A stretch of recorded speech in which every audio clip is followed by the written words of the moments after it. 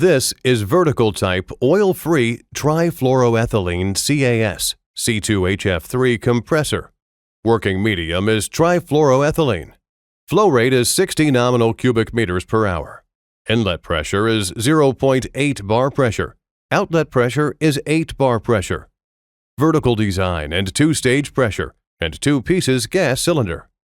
Electric control panel has each stage pressure and temperature sensor and alarming and working time indicator.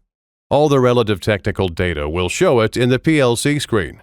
This compressor is very popular in trifluoroethylene gas factory scope.